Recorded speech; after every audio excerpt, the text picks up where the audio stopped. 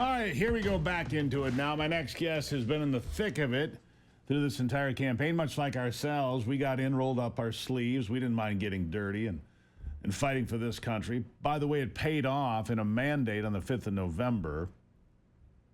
So here we are. Tommy Pigott, RNC Strategic... Easy for me to say. RNC Strategic Communications Director. There, Tommy, I just sprained my tongue. You know. We love our titles in the comms business, so that's all good. It happens. Anyhow, look, here's the deal. We got a mandate. The Democrats may not understand it. People at MSNBC and CNN and all three of their viewers might not understand it. Fact is, this country is on a path to redemption. And it feels like it's dawn in America, Tommy, and I feel good about it. How are you feeling today? Yeah, and I think I'm feeling absolutely great. I think you can see that joy across the country. A perfect example is just all the Trump dances that are breaking out at football games and concerts and people over Thanksgiving and other holidays. Really, the joy in this country is palpable, and it's because people know that common sense is coming back to the White House, coming back to Washington, D.C., and you're exactly right to say there is a huge mandate for President Trump. We saw that across the country, no matter where you're from, no matter your demographic, President Trump had more support than he did in any of the previous elections. A huge mandate for President Trump. Let's talk about something that is really, man, it's got the left fired up, which is weird. Look, the 14th Amendment of the United States Constitution was created to protect newly released slaves from being marginalized in this country. It had nothing to do with people running across the border illegally, I might add, to have children. I'm talking about birthright citizenship, anchor babies, and all of that under the 14th Amendment. Donald Trump said he's going to end that. Look, it's never been challenged, right? But I think it's time for the Congress, because Congress could define what that means without violating the amendment. Congress could define what it means to have American citizenship at birth, couldn't they? Yeah, and I think this goes back to the fact that President Trump actually wants laws that will secure the border. President Trump had an agenda that did it before, and he has an agenda to get it done again. And what we have seen over the last 4 years with Joe Biden and Kamala Harris is just unsustainable. The worst border crisis in U.S. history, and the amount of human devastation that has happened as a result. Again, unsustainable, and that's the weakest way to put it. It's a tragedy. It's horrifying. It needs to end. Joe Biden and Kamala Harris have refused to end this national nightmare. They have fueled the national nightmare. President Trump has a mandate to end this national nightmare. And especially when looking at communities along the border, the swing we saw towards President Trump, because they are the communities that are often suffering the most from Joe Biden and Kamala Harris's failed border policies. President Trump, again, has that mandate to secure the border, and he has the policies to get it done. He's going to start acting on those on day one. Yeah, I agree with you. He is going to start acting on those on day one. Look, the conversation I had to start the program today was the realignment of the political universe. And it's already happened. Joe Biden is obsolete. Joe Biden might as well resign today because nobody cares that he's there, right? When Donald Trump goes to Notre Dame in France, I mean, he walks in, he owns the place.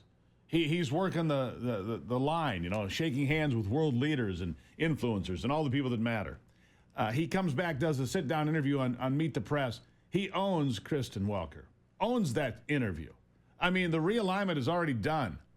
Nobody's talking to Joe Biden. Nobody cares that he's there. I mean, he is beyond obsolete. And Kamala Harris, nobody cares about her either. Donald Trump is the leader of the free world today. I'm not wrong about that, am I? No, I mean, President Trump's going out there already striking deals. We've already seen what's been known as the Trump effect, where as soon as he was elected and starts talking to world leaders, he's solving these problems before he's even inaugurated as president of the United States. That shows why we so desperately needed President Trump back in office. And I think the perfect imagery of this is Joe Biden going to foreign conferences overseas, meeting with leaders, and being forced into the back row, barely in the picture by leaders there. President Trump going to France and meeting directly, and he's in the front row of that meeting, of that ceremony. That Absolutely. Shows the difference right there. Here's my concern, though, with one event that has happened here in the last few days, and that is the exile of Assad from Syria. Syria has no military anymore because Israel went and destroyed every piece of equipment they had. America's in there bombing ISIS. Meanwhile, we've got al-Qaeda operatives that have taken over the country. Animals.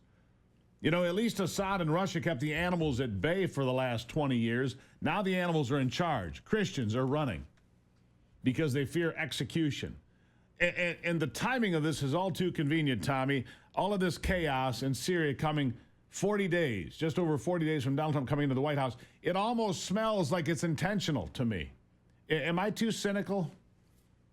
Well, I think chaos in the foreign arena has marked Joe Biden's entire presidency. I think you'd be hard to find a day or a month that hasn't been marked by chaos. I think it's because Joe Biden and Kamala Harris have been incredibly weak. Of course, President Trump said this is not our fight. President Trump has that image of peace through strength, starting with securing the border, making sure that we're protecting Americans, releasing those Americans that are held hostage across the world. Excuse me. So, I mean, Joe Biden and his entire administration has been marked by weakness, starting with the Afghanistan withdrawal, but even before then.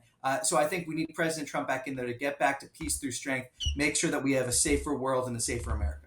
A safer world and safer America can't happen soon enough. I think we're 41 days out. I lose track a little bit. Man, it's time to take this country back and be serious about it. Tommy, you're exactly right. I appreciate you being here, and I appreciate you being in the fight through all of it. We've got a bright future. We've got a bright future, we do, and I feel optimistic, but I know we've got some real landmines along the way. Can't be ignorant of those. Sir, thank you for being here as always.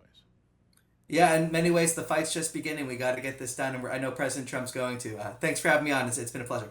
Thank you, Tommy. You're right. It has just begun. Now the real work begins. Pete Hegseth, getting him through. Tulsi Gabbard, Bobby Kennedy, Kash Patel, getting them all through the confirmation process. It's critical right now. It's critical, and everybody knows it. All right, so coming up in the next hour, State Representative Will Bruck will be here. Former State Rep Pete Lund will be here, and Ivy will join me. We've got a big hour coming up, but first, we're going to start with sports after the break.